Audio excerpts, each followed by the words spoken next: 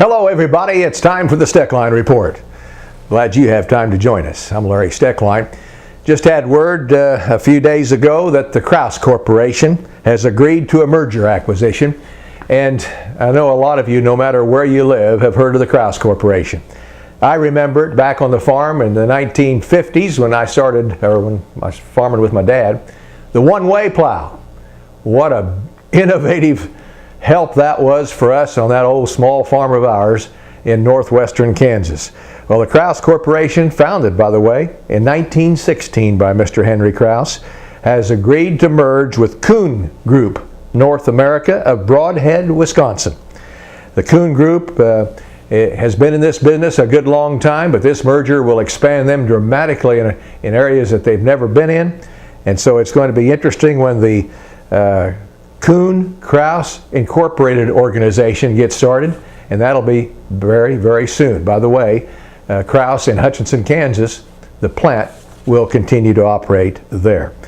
Well, a federal appellate court recently ruled that significant portions of EPA's regulations governing concentrated animal feeding operations, feedlots if you will, under the Clean Water Act were in fact outside the agency's authority.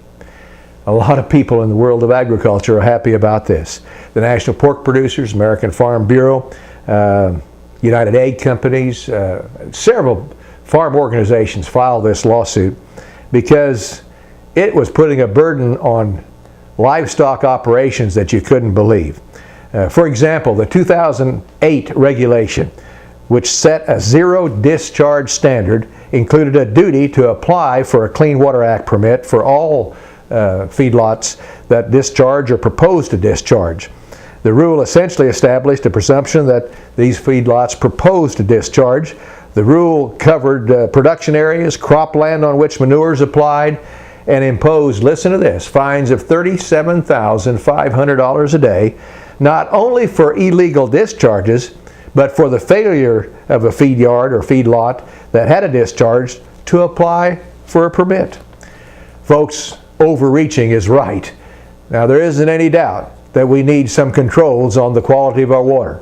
Everybody in this world of ours knows that, because without water we're not going to get along very well, and we have a lot of problems with water in this country all across America.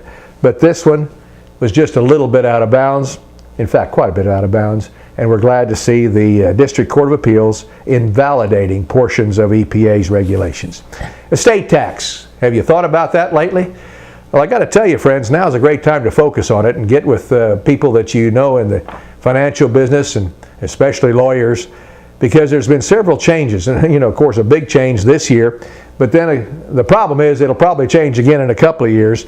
But in 2008, we had $1 million that could be taken off of our estate taxes, and now it's up to $3.5 million, and in fact you can pretty much wrap up $10 million in product from the farm now that would not be taxable under this current estate tax situation. But better than listen to me, I'm just reminding you that you need to talk to a lawyer or an accountant about this, because now's the time for planning and maybe making some changes that you hadn't thought about.